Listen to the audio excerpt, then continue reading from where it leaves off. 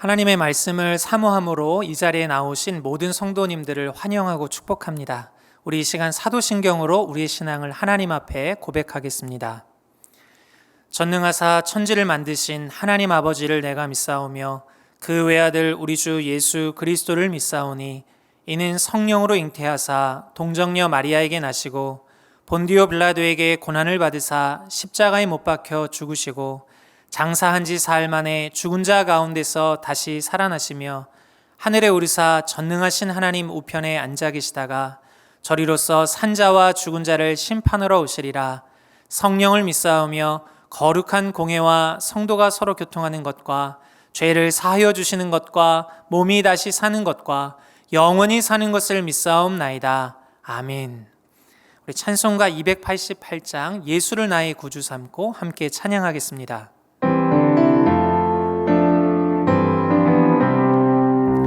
예수를 나의 구주 삼고 성령과 피로써 거듭나니 이 세상에서 내 영혼이 하늘의 영광 누리도다. 이것이 나의 간증이요 이것이 나의 찬송일세. 나 사는 동안 끊임없이 구주를 찬송하리로다.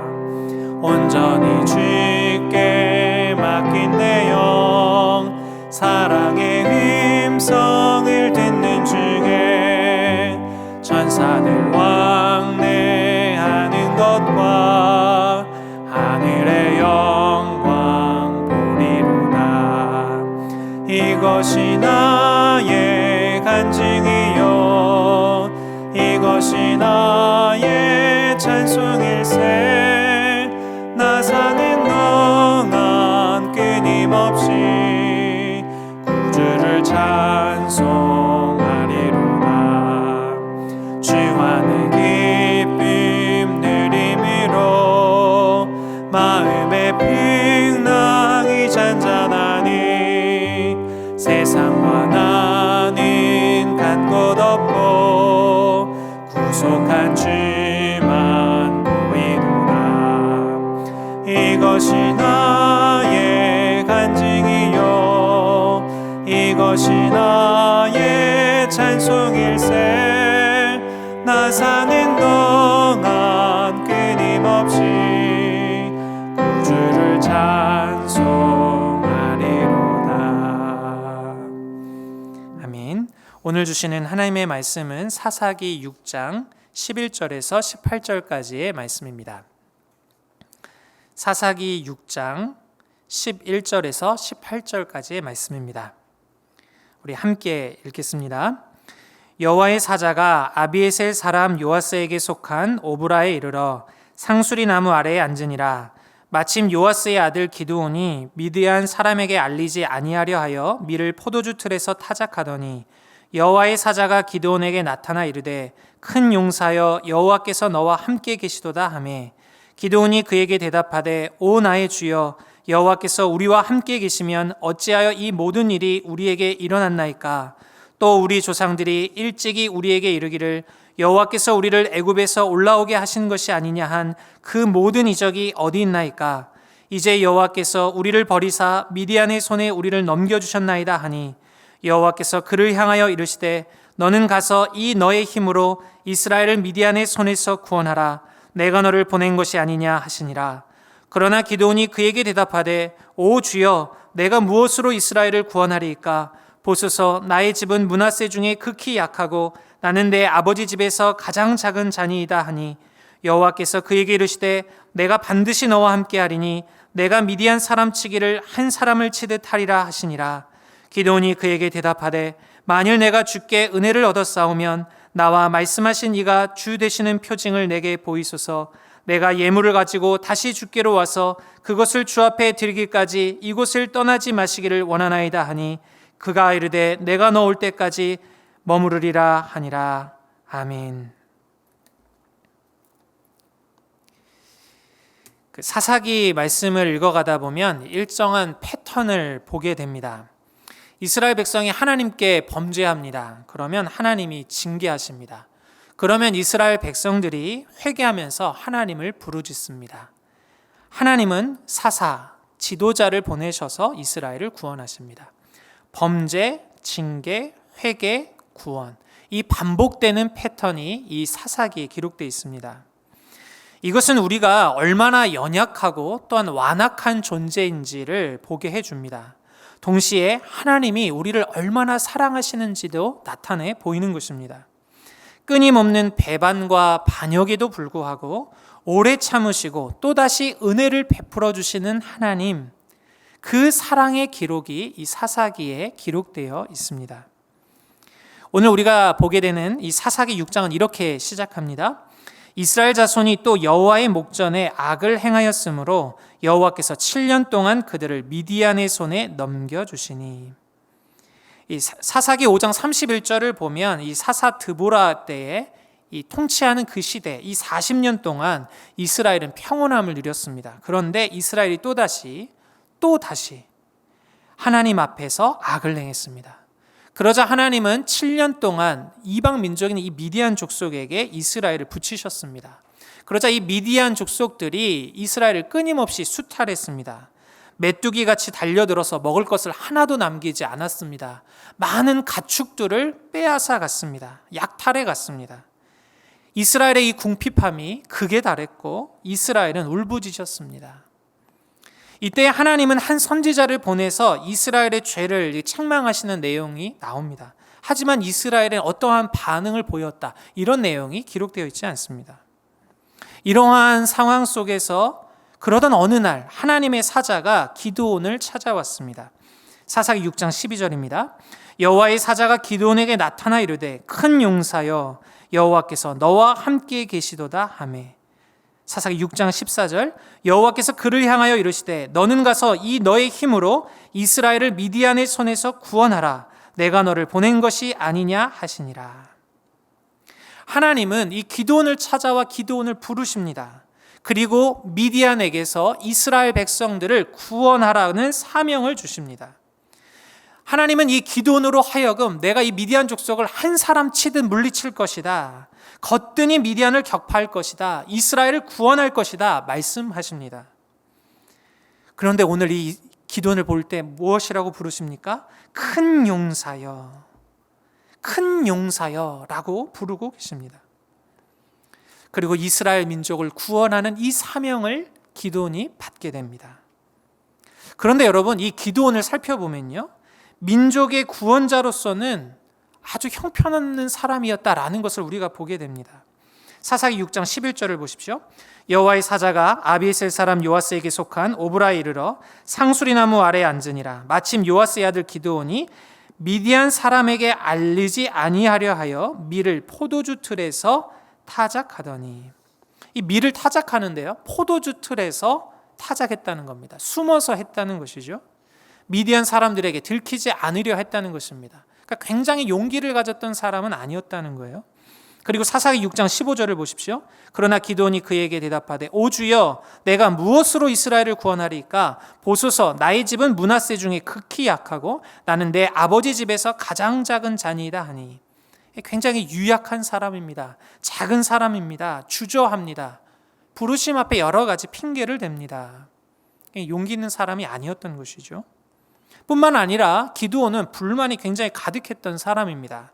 사사기 6장 13절을 보십시오. 기드온이 그에게 대답하되 오 나의 주여 여호와께서 우리와 함께 계시면 어찌하여 이 모든 일이 우리에게 일어났나이까?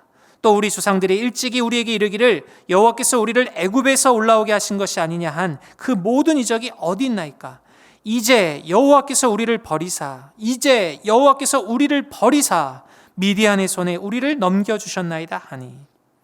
어떻게 하나님 우리를 이토록 내버려 두시는 겁니까? 고통 가운데 내버려 두시고 우리를 버리신 것입니까? 하나님께 따지고 있습니다. 이스라엘이 범한 이 범죄에 대해서는 생각하지 않고 본인의 처한 어려움에만 몰입하고 있습니다. 어려움에만 집중하고 있습니다. 좁은 시야를 가진 기드온, 그리고 영적으로 무지한 사람이었습니다. 영적으로 아주 민감하고 탁월했던 사람이 아니었어요. 게다가 나에게 말씀을 주시는 이가 하나님이시면 표징을 보여달라고, 사인을 보여달라고 말합니다. 신중하게도 볼 수 있겠지만 한편으로는 의심이 많고 소심한 이 기드온이었다라는 사실을 보게 됩니다. 그런데 하나님은 이런 기드온을 선택하셨습니다. 약하고 용기 없는, 영적으로 무지한, 소심하고 의심 많은 기드온. 그런데 하나님은 이런 기드온을 오늘 부르고 계십니다. 하나님은 약한 사람, 용기 없는 사람도 쓰십니다. 영적으로 무지한 사람, 의심 많고 질문하는 그런 사람도 하나님께서 쓰십니다. 그럼에도 부르십니다. 그럼에도 쓰십니다. 그럼에도 사용하십니다. 그리고 그런 사람들을 향해 어떻게 말씀하십니까? 큰 용사여 라고 부르십니다. 눈에 보여지기에는, 우리가 보기에도 그렇게 받아들일 수 없는 그런 사람을 향해서 하나님은 다른 시야를 가지고 말씀하십니다. 큰 용사여. 그리고 오늘 하나님께서 이루시는 일, 하나님의 구원의 일에 이런 귀한 동역자로 이러한 사람을, 기드온을 부르십니다. 하나님의 동역의 파트너로 이런 모자란 사람을 하나님께서 부르시는 것입니다. 이처럼 하나님의 부르심은 우리의 생각을 뛰어넘습니다. 우리의 합리성과 논리를 벗어나는 부르심입니다. 자격 없는 사람을 불러 하나님의 동역자로 삼아 하나님의 뜻을 이루십니다. 이것이 바로 하나님 나라의 원리입니다. 우리 예수님도 제자들을 부르실 때 그러하셨습니다. 대표적인 사람이 바로 베드로였죠. 요한복음 1장 42절, 데리고 예수께로 오니 예수께서 보시고 이르시되 내가 요한의 아들 시몬이니 장차 게바라 하리라 하시니라. 게바는 번역하면 베드로라. 예수님은 베드로를 보시고 이름을 이 시몬이라는 이름이 아니라 이 게바, 이 베드로라는 이름으로 부르십니다. 이 게바 베드로는 바위, 반석이라는 뜻입니다. 그 당시 처음에 봤을 때는 그렇게 견고한 사람처럼 보일 수 있습니다. 그런데 여러분, 베드로는 어떤 사람이었습니까? 예수님을 3번이나 부인하면서 저주했던 사람입니다. 내가 예수님을 알면 내가 저주를 받을 것이다, 이렇게 말했던 사람입니다. 흔들리지 않는 믿음의 소유자가 아니라 이리저리 흔들리면서 배반의 상징이었던 사람이 바로 이 베드로였습니다. 그런데 예수님은 베드로를 게바, 반석으로 보셨습니다. 그리고 예수님은 베드로를 끝까지 사랑하셨습니다. 그리고 마침내 그 사랑으로, 마침내 바위와 반석 같은 믿음의 사람으로 베드로를 만드셨습니다. 그리고 반석처럼 쓰셨습니다.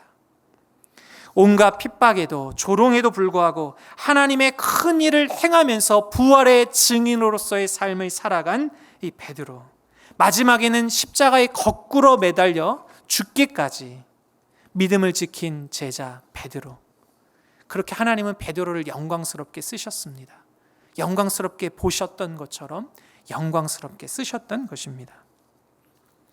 사랑하는 성도 여러분, 기드온을 부르신 하나님께서 큰 용사여라고 오늘 우리를 부르십니다. 현실을 보고 나를 보면 우리가 보기에는 너무나 초라해 보이는 우리들입니다. 현실에 움츠려들고 무력감에 시달리는 우리들입니다. 그런데 그런 우리를 향하여 하나님은 오늘 큰 용사여라고 부르십니다. 우리의 연약함, 무지함, 부족함에도 불구하고 하나님은 우리를 큰 용사여, 내가 너와 함께 하기를 원한다. 너와 함께 동역하기를 원한다. 너가 나의 파트너가 되어서 나의 일을 함께 하기를 원한다. 오늘 말씀하십니다. 일어나라 하세요. 오늘 이러한 우리를 부르시는 주님의 음성 앞에 우리의 주신 삶의 자리에서 하나님의 하시는 일에 믿음으로 동역하는 우리 모두가 될 수 있기를 바랍니다.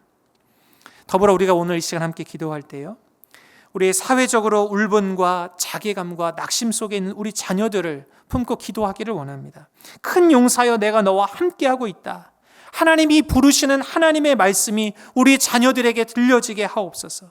주님의 이 은혜로운 이 부르심에 붙들려서 현실의 벽을 넘어서게 하옵소서. 하나님과 동역하며 하나님 나라를 위해 존귀에 쓰임받는 우리의 자녀들 되게 하옵소서. 우리 새벽에 이 시간에 기도할 때 함께 우리 자녀들을 축복하며 기도하는 우리 모두가 될 수 있기를 바랍니다. 로마서 11장 29절 말씀, 하나님의 은사와 부르심에는 후회하심이 없느니라. 우리를 큰 용사로 부르시는 주님, 후회하심이 없다. 오늘 이 말씀을 가지고, 이 말씀의 자긍심을 가지고 오늘 하루도 믿음으로 우리 주님과 동행하면서 하나님의 일에 아주 능동적으로 용기를 가지고 살아내시는 우리 모두가 될 수 있기를 예수님의 이름으로 축복합니다. 기도하겠습니다. 하나님 아버지, 현실을 보고 또 내 스스로를 보면 자괴감과 자기 연민에 빠질 때가 많은 우리들입니다. 하나님, 다른 사람들의 보기에도, 다른 사람들의 평가에도 또 하나님 무너지는 우리들입니다. 그런데 주님, 큰 용사여, 내가 너와 함께한다. 오늘 기도원을 부르셨던 주님, 오늘 이 주님의 부르심을 우리도 듣게 하여 주옵소서. 오늘도 현실을 넘어서서 믿음으로 승리하는, 믿음으로 살아가는 우리가 되게 하옵소서. 우리의 자녀들이 이 주의 부르심을 듣고 하나님 현실을 넘어서서 믿음으로 담대하게 살아가는 우리의 자녀들로 일어설 수 있도록 하나님 은혜를 베풀어 주옵소서. 예수님의 이름으로 기도합니다. 아멘. 이 시간 주신 말씀을 기억하면서 함께 기도하도록 하겠습니다. 첫 번째로, 믿음으로 현실을 이겨나갈 용기를 주옵소서.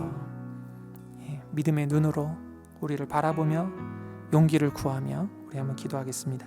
두 번째로요, 삶의 자리에서 우리 하나님과 즐겁게 동역하는 오늘이 되게 하옵소서. 우리를 하나님의 동역의 파트너로 부르신 주님, 우리 삶의 자리에서 즐겁게 하나님의 일을 도모하는 우리 모두가 될 수 있기를 바랍니다. 1만 성도 파송 운동을 놓고 기도하면서요, 세 번째, 1만 성도 파송 운동 준비 과정에서 하나님만 의지하며 주님이 하실 일에 대한 기대와 소망으로 충만하게 하옵소서. 우리 기도 제목으로 함께 기도하시고 개인의 기도하시면 되겠습니다. 함께 기도하겠습니다.